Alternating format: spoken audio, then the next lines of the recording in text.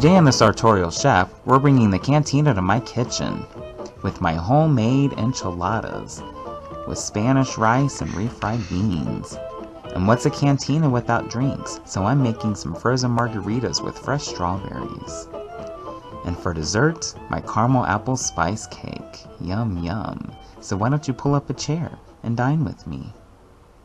Grocer here, just picking up a few things for our Mexican feast. A couple cans of canned chicken. This is going to go beautifully in my dessert.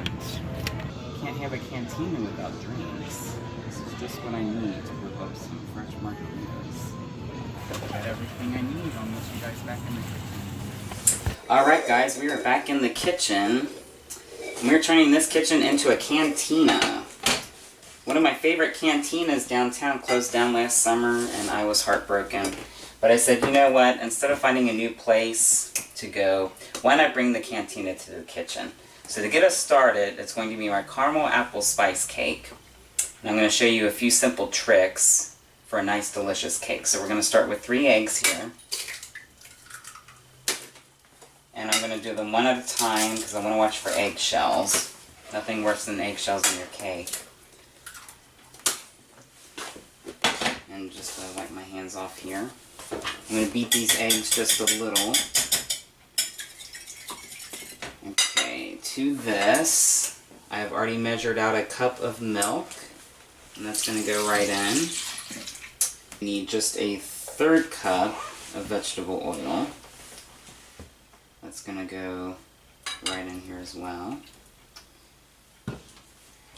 Now, you'll see this box sitting here. Yes, I'm using a box cakes mix, but here's the thing. This is a hack. What's great about the cake mixes is they already measure out your flour and your leavener and everything. All you have to do is add your liquids and add the dry to the liquid. And then it goes right in the oven. Easy peasy. Now we're going to jazz this up a little bit. This is just a basic white cake mix, but we're making a spice cake. So I'm going to add my own spices. And it's going to be delicious, and no one will ever know that it came from a box. To my wet ingredients, some vanilla. I like to use the good vanilla.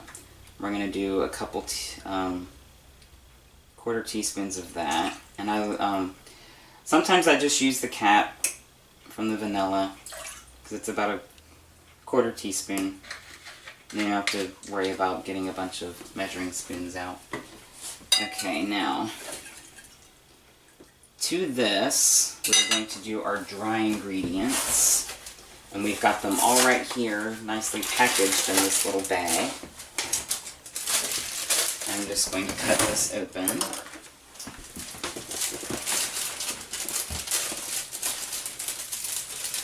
Okay.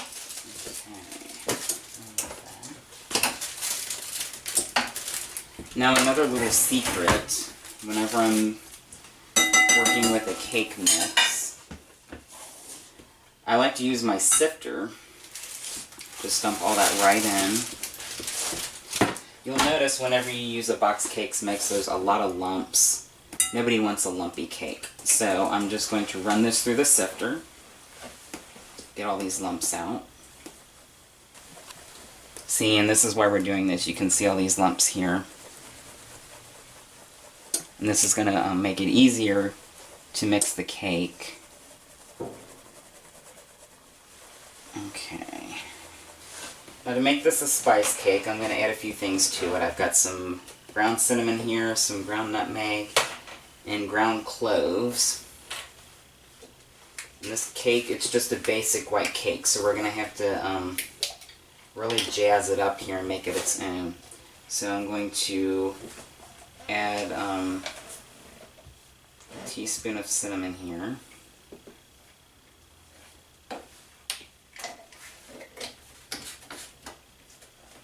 Then we'll do a 1/4 teaspoon of nutmeg, or 1/2 teaspoon, I'm sorry, of nutmeg. And about the same with the cloves here. The cloves are kind of strong, so we don't need as much of that. We're just going to do about a 1/4 teaspoon of the cloves.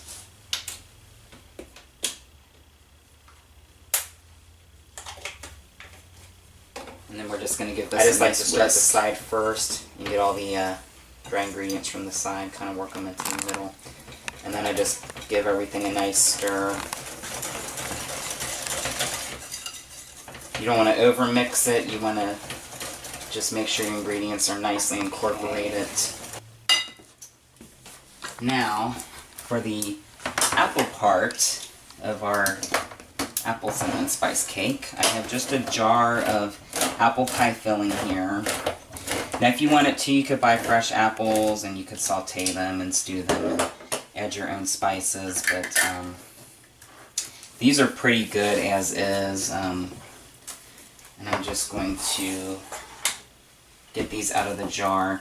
Now I have greased my pan here. This is just a 13 by 9 cake pan, and then I'm going to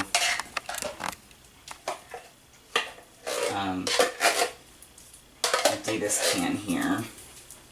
And this is basically like a pineapple upside down cake, but with apples. So we're going to layer our pan here with the apple mixture. I just want to kind of spread these apples out evenly so each bite of cake has a nice hearty apple on it. And it's just going to, the filling with the apples and everything is going to be nice and ooey gooey, and it's just going to really be delicious. Okay, once that is all laid out, then you're just going to take your cake mixture, you're going to pour it right on top. And just make sure you get everything out of the bowl. Now I know we altered this recipe a little bit, but we're still going to follow the directions on the box, which is about 28 to 32 minutes. So I'm going to go ahead and throw this in. Of course, we'll be using the toothpick method at the end to make sure that our cake is good to go before we pull it out. So, we'll set our timer here.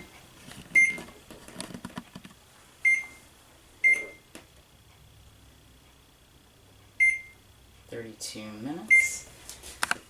And while that is going, we will move on to the rice next. Alright, so for our Spanish feast, we are going to begin with Spanish rice. And I'm going to show you a really easy way to make Spanish rice. Now I'm using a rice cooker here. And I'm going to have some leftover rice for a rainy day. So I'm going to be making 4 cups of rice. But you can certainly make less if you want, or if you want to make more, depending on how many people you're cooking for. We're just going to do 4 cups of rice here. Now if you're doing this on the stove, I'm using the rice cooker. It takes about 40-45 minutes for al dente rice. You can do it on a stove. You just you want a pan with a lid, something you can cover it so it'll cook properly. The thing with rice is it absorbs the liquid, and that's what gets it to plump up, so you need something to keep the liquid from dissolving so the rice can soak it up. Now I'm going to add about a cup of the salsa. That looks about right. And this is my hack for the Spanish rice. This mixture is going to cook in with the rice, and then we're going to fluff it up at the end. And then it's going to look like Spanish rice, and with the salsa it's going to taste like Spanish rice. And it's just a really simple way to do Spanish rice. Now we're only going to add 3 cups of this broth here. I'm going to save a cup for my enchilada sauce. Now I know what you guys are thinking. You're thinking he's using chicken broth for rice and not water. Well, what I like about the chicken broth is it's another layer of flavor. The chicken broth has sodium in it, so you don't have to worry about adding salt. And versus the water, it's just adding another layer of flavor to your rice, and I'm all about layers, as you know. So we have got our rice cooker plugged in, and we're just going to turn it on. This is white rice, so we're just going to hit the white rice button. And it's going to take about 40 to 45 minutes, give or take. This is going to count down for me, and it'll tell me when it's done. which is another thing I love about the rice cooker. If you're doing it on the stove, you just want to check it periodically, stir it so it doesn't burn. This takes care of that for me. So I'm just going to leave that to the side. Alright, on to our enchiladas. The rice is cooking, and while that is going, I'm going to start on my enchiladas. Now, here's a money-saving trick. Canned chicken. I know what you're thinking. Ugh, canned chicken. Well, if you cook it properly, and you're mindful of your seasonings and everything, it'll actually taste pretty good. Now, instead of buying a whole chicken, which, you know, if it's not on sale, can get pretty pricey, and then having to shred it yourself, the canned chicken is already shredded, more or less. You just want to drain the liquid out of this. The liquid's not really all that appetizing, and it's more for preserving the chicken.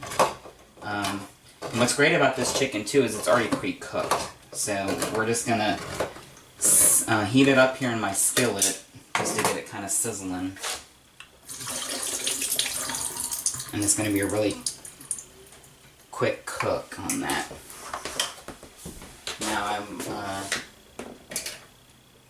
going to start on my sauce too for the enchiladas. And one of my hacks for the sauce is tomato soup. Now for enchilada sauce, it's usually tomato paste and you cook it down and all this stuff. What's great about the tomato soup is it is already the consistency that you want it to be. So you don't have to worry about cooking it down and everything. So I'm just going to dump this out.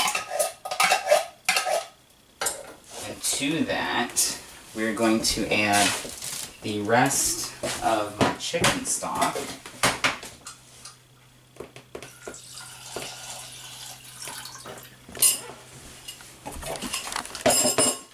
Just going to stir this together so it becomes incorporated. And we're going to season it. My go-to seasonings of onion. This is just onion powder. A nice generous helping of that. Same with the garlic. We're gonna few tablespoons of that. For a little heat, some chili powder. Not much, just enough. You can make it as hot or not as hot as you want. Lastly is the cumin. This is what's going to make the sauce. We're going to add a few tablespoons of that. About 3 tablespoons. This is what's going to give the sauce its color and its rich flavor. And then we're going to stir that in. And for a good enchilada sauce, I know you usually want to let it steep for hours, but this is a really cool hack. Using the tomato soup saves a lot of time in breaking down that tomato flavor. See, and you can already see the sauce is getting a nice rich color. And this is kind of how I know when my seasonings are right, because I can kind of tell by the color of the sauce. You want this kind of brick red color, which is exactly what we've got here. Okay. Alright, and our pan is a good heat, so I'm just going to throw this chicken in.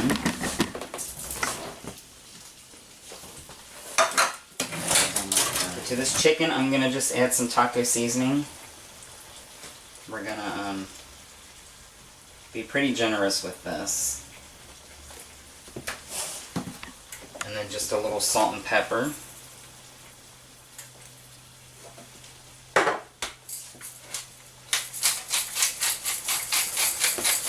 You know, a lot of times, with Mexican cooking, they like to, they steep their meat, they let it go for a while and let it really melt. And what's great about, using things that are already cooked is you can achieve a meal that's going to taste like you've slaved away in the kitchen for hours. And really, it's only been, minutes. We're just going to let this get a nice sizzle. The chicken is going to be a pinkish color out of the can. You can eat it as is. It's pre-cooked, but it's going to get a nice sear on it. And I'm just stirring this around, incorporating all the spices. It's already starting to smell really great, guys. I wish you could smell this. I'm so excited. Now our sauce here is starting to boil, so I'm going to go ahead and turn it off. And I'm going to give my sauce a little taste, just to make sure everything is just where I want it.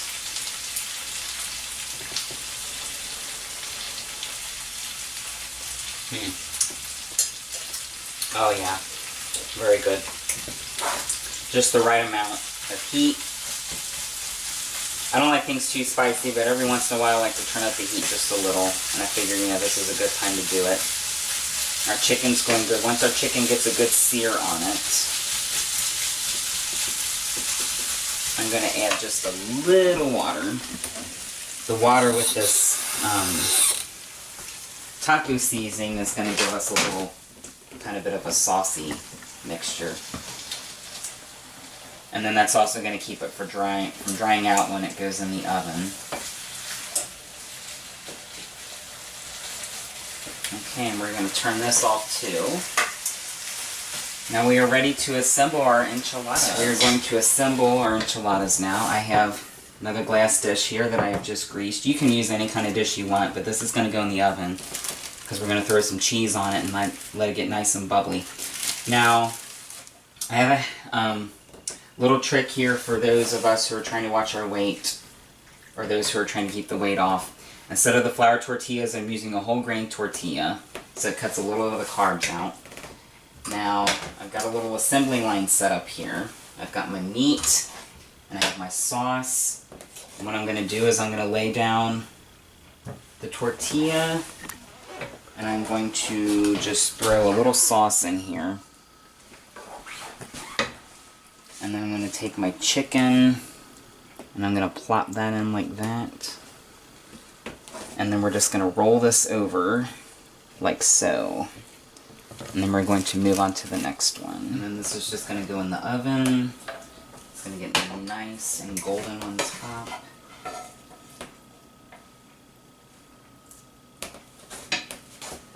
We got some chicken left, so I'm going to be a little generous with these last two.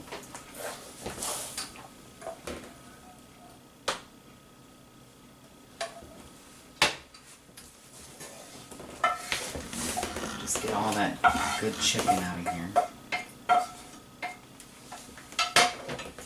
Okay, roll this guy up. And we're just going to take the last of our sauce and we're going to ladle that right over top. Yum. I tasted the sauce, guys, and it is delicious. I am so excited. Just get every little last bit of sauce out here. And if I had done this traditionally, it would have, you know, probably taken an hour or more to really get it good. But this is just really quick, simple way to get it going. Just want to get our sauce all over the pan here. And then I've got some cheese. This is just a Mexican blend. You can buy like the real queso and stuff if you want. It's a little pricey. This is like $1.99 at the market. It's got 4 different cheeses in here. Your queso and your año and things like that. And we're just going to sprinkle that right over top. A nice, even, generous layer. Now the enchiladas, you just want to let the cheese get nice and golden brown. Everything's already pretty much cooked.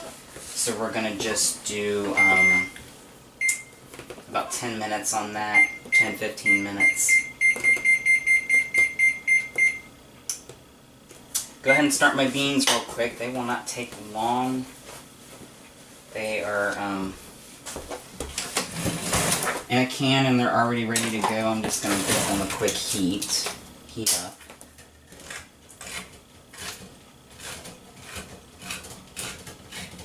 While everything's in the oven and our rice is going.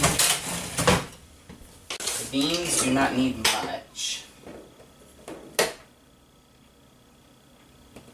So we're just gonna get those out. And this is just refried beans. In any kind of Mexican restaurant, staple sides are usually rice and beans. Okay guys, the rice is done. I'm just gonna lift the lid on this. We're gonna move it to the keep warm setting.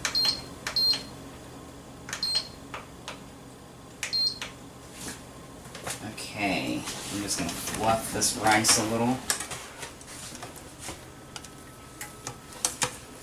salsa incorporated. See, and what's great is the salsa, with it being liquidy like that, it gives us that kind of orangish reddish color on the rice.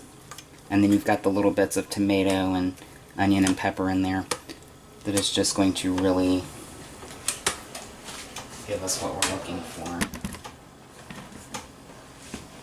Just a nice simple little rice hack. Now everything else is still in the oven, so I'm going to leave the lid on this, and this will keep it warm for us. Beans are good and hot, so I'm going to turn those down.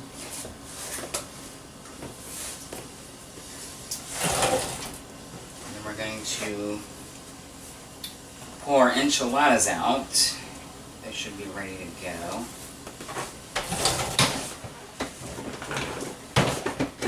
Oh yeah.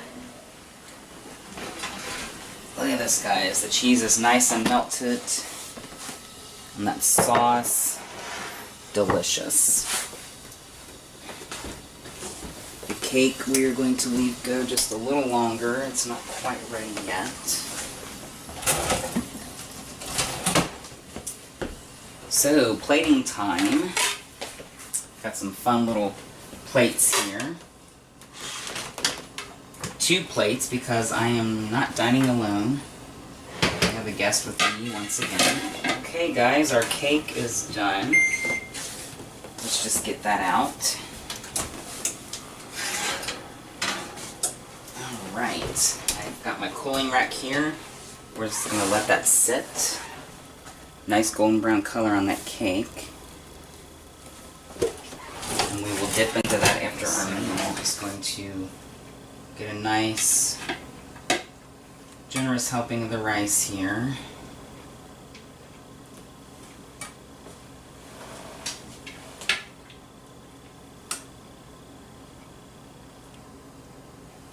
Guys, this looks so good. It smells just as good as it looks. Okay, and then the enchiladas, I'm just going to cut a nice little piece out of here. And just get that right onto our plate.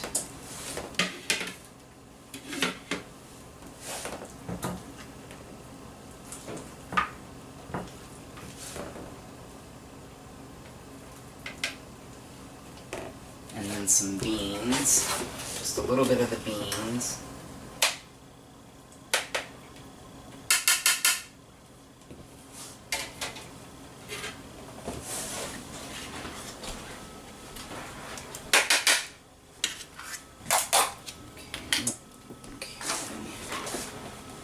Lastly, some sour cream. I like to plop just a little on the plate off to the side, and then people can take as little or as much of it as they want. And we are ready to go. Alright guys, so can't have a cantina without drinks, so I'm going to make my version of a margarita here. I like frozen margaritas. So I've got 2 cups of ice here. I just got it out of my fridge store. I got the crushed ice, so it's already kind of broke up a little bit for me. To that, we're going to add some tequila.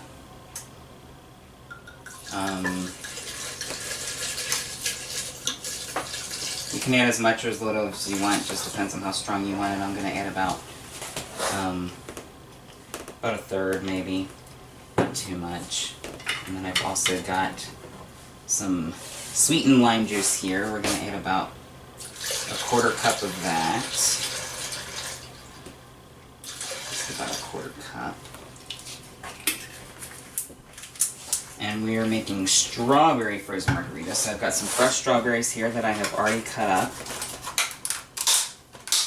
I always like to work with fresh fruit because I feel like it makes it a little more healthier.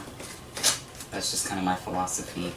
And you know, fruit's good for you, so it kind of counteracts the alcohol a little bit.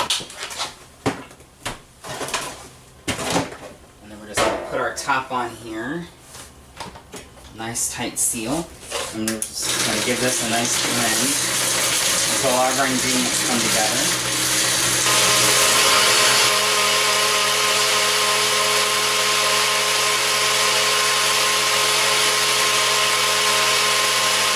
I do not have margarita glasses, guys. Do not send me to the pasture yet. This is just a couple beer glasses here, but this will work. We're just going to use a couple straws here and we'll be good to go.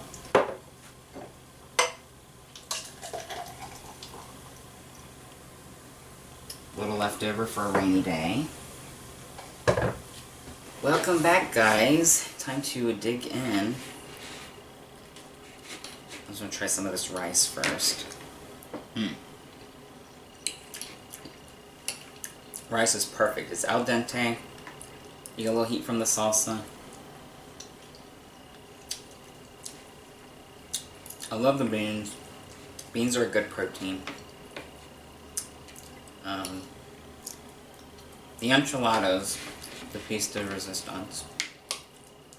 I'm going to get just a little sour cream for that. So good. The sauce, you know, the cook time on the sauce, you cook it on the stove. It finishes off in the oven with the cheese. Very simple, very elegant. The chicken has a nice flavor to it. So this is basically, you know, a simple do-it-yourself Mexican feast. I'm going to take a sip of my margarita here.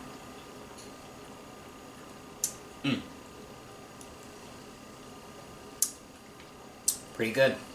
The strawberry gives it a nice sweet note, along with the lime juice, and then you've got the tequila.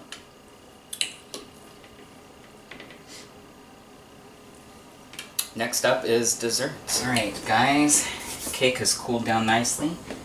I'm just going to flip it onto this pan. Nice and quick. Give it a little tap. Alright. Alright guys, this cake looks pretty good. Came out nice and clean. I'm just going to cut off a little piece here. And piece number 2. Dessert time. Caramel apple slice cake.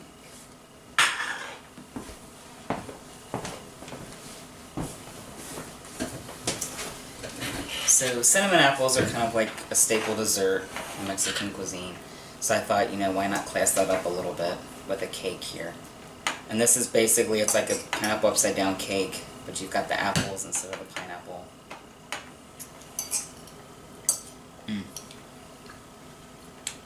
Tastes good.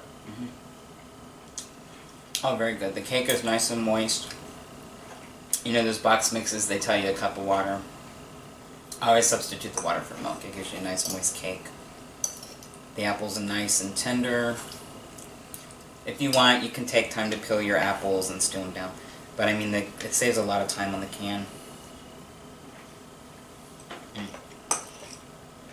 You just zhuzh up the cake mix a little bit with your own little finesses, and you would never know that it's not homemade. So, bienvenidos and adios to all my guests out there who has visited my Mexican cantina today. This is the Sartorial Chef.